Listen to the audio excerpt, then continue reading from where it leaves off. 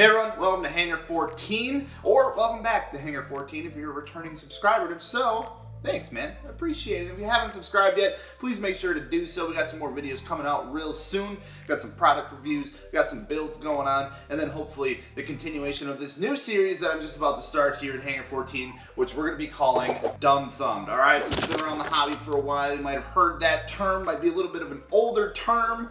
Growing up in the hobby, it was like a bunch of older guys that I hung out with. Like, there wasn't really anybody my age, so a lot of the terminology got passed on to me. But we're gonna take a look at some crashes, all right? We're gonna talk about them a little bit, react to them a little bit, and see what's all going on out there. And eventually, I'd like for you guys to send in your own crashes for me to take a look at, because you know, at the end of the day, you kind of just got to chuckle at them a little bit. So what we're going to do is take a look through some of the ones that I saved from the Society of Aircraft Demolishers Facebook group, which if you aren't a part of and you're into the RC hobby, highly suggest being a part of it. It's a pretty good time over there. You see some pretty crazy stuff. But I grabbed some videos from there that we're going to take a look at today.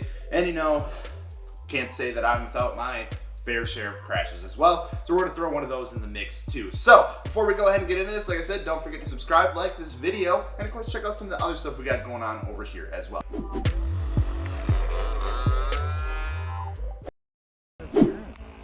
Everything's going good so far.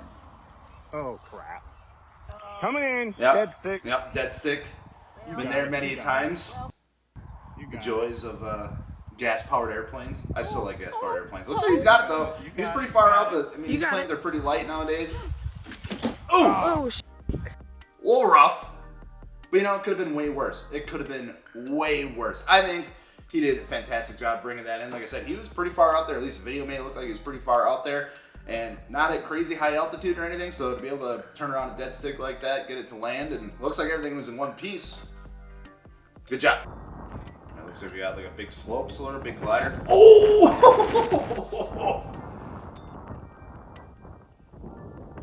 Oh man! I've never done slope soaring or like had like a glider like these before. I've always wanted to do this. Of course, Wisconsin isn't really like the hilliest place to go do stuff like this, but it always looked really fun. I've done it in like the flight simulators and stuff, but never actually gone and done it in real life. This looks like a pretty big glider, not gonna lie, and just smoked a fence. So kind of the end of the road for that one. All right, this next one actually seeing quite a bit of circulating around both like TikTok, Instagram. It's from Horizon Hobby. It's from their event that they had not too long ago. Looked like they had like a ring of fire, and this A10 did not survive. Took it a little wide through the ring of fire and clipped the wing. Actually, it looked like it just went right down the fuselage. Foam plus impact plus fire. Not a good combination. What we got here? Video yesterday, some impromptu Radian versus Apprentice combat. So this is fun. So I've actually done combat quite a bit. Our local club does combat on Tuesday nights during the summer months here in Wisconsin. But we have, you know, dedicated, you know, combat planes that, you know, cost like maybe $5 in material to build. So when they get bashed up, you just swap over the electronics.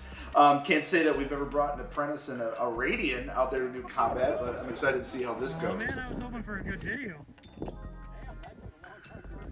Looks like the Radian lost its streamer already. We're just trying to come after the Apprentice. Oh no, he's still got it. Oh no, it's cut.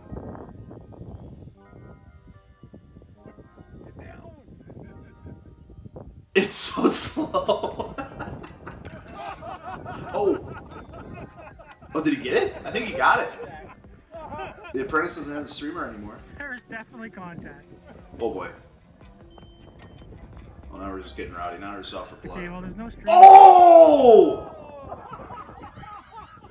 And that's on camera. I felt like there was some other personal things going on in that combat versus just cutting the streamers, because they were both cut and they kept going, and that eventually ended up in a midair. Carnage, straight carnage.